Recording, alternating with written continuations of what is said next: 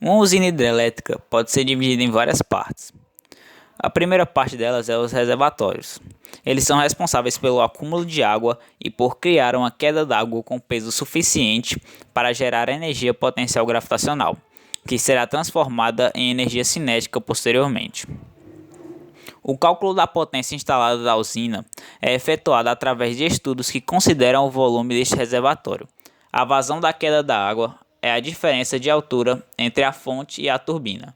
Por isso, a altura, o volume, a vazão e a segurança do reservatório são vitais para a viabilidade econômica de uma usina hidrelétrica. Um dos fatores que mais influenciam a operação das usinas hidrelétricas é a vazão das águas no reservatório. Existe um volume mínimo de água que deve estar represada para conseguir acionar a turbina e gerar energia elétrica. Esta vazão depende do volume da bacia hidrográfica, volume este que depende da quantidade de chuvas nas cabeceiras dos rios que alimentam a bacia. Uma das partes mais importantes de uma usina hidrelétrica é o vertedouro, pois é por meio dele que nos tempos de chuvas intensas é permitida a evacuação da água de forma segura, evitando que a mesma passe por cima da barragem, gerando uma sobrecarga na estrutura, fazendo com que esta venha a ruir. Existem vários tipos de vertedouros, como o vertedor tipo soleira espessa, o vertedor tipo parede delgada, o vertedor tipo OG e as comportas. As hidrelétricas funcionam por meio de grandes turbinas que giram devido à força das águas. Cada turbina é acoplada a um equipamento chamado gerador, formando assim a unidade geradora que faz a transformação da energia mecânica do movimento das pás da turbina em energia elétrica. Um exemplo é a usina de Itaipu, que possui 21 unidades geradoras. Cada uma tem a capacidade de 700 megawatts, e cada unidade geradora é composta por um gerador, uma turbina e seus auxiliares. A turbina é formada por uma série de pás ligadas a um eixo acoplado ao gerador. A pressão da água que entra na turbina por meio do conduto forçado produz o movimento giratório do eixo, o qual, por meio de um campo magnético induzido dentro do gerador, gera eletricidade. Ou seja, a energia hidráulica é transformada em energia mecânica quando a água passa pela turbina, fazendo com que esta gire. No gerador, que está acoplado à turbina, a energia mecânica é transformada em energia elétrica. Após a sua produção nas hidrelétricas, a energia é conduzida através de um sistema que possui transformadores, cabos de transmissão e distribuição e postes, sendo eles de cimento ou de ferro. Bom, esse processo é realizado por empresas distribuidoras de energia, sendo elas de caráter público ou privado.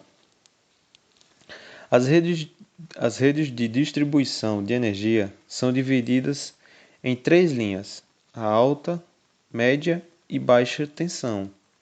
Isso vai de acordo com a potência de energia que vai ser distribuída. Bom, as redes elétricas primárias são as com distribuição que abrange o atendimento a grandes e médias empresas ou indústrias. Já a rede secundária, ou também mais conhecida como rede de baixa tensão, é a que vai atender a residências domiciliar e iluminação pública, passando pelos postes no meio da rua. Existe também a divisão dessas duas, que os fios de alta tensão ficam no topo do poste e o de baixa tensão fica mais embaixo, porque vai ser mais acessado para iluminação pública, colocação de luzes nos postes e também para evitar acidentes mais com automóveis com um nível de altura um pouco mais elevado.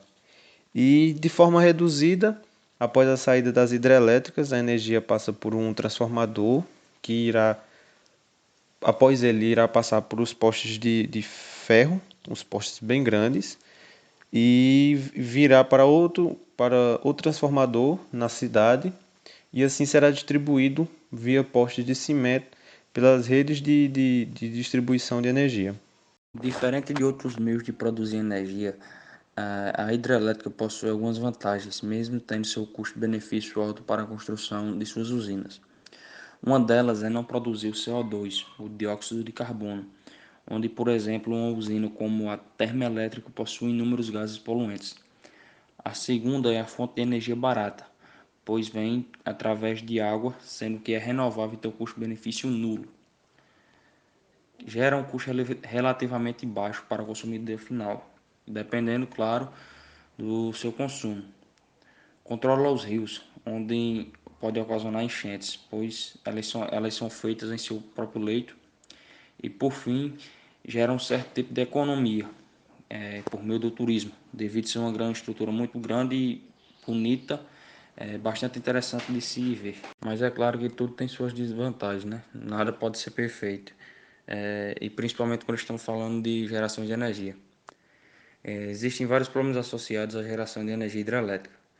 Toda a área escolhida para a construção da usina precisa ser alagada, desapropriando os habitantes e acabando com a vegetação. O rio que provocará o alagamento tem seu fluxo modificado, o que pode alterar os níveis de oxigênio da água. Com isso, a vegetação que cresce perto de suas margens é prejudicada.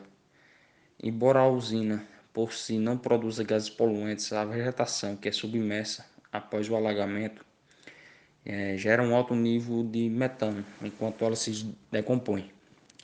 A concentração de água no reservatório provoca mudanças climáticas, alterando os regimes de chuva.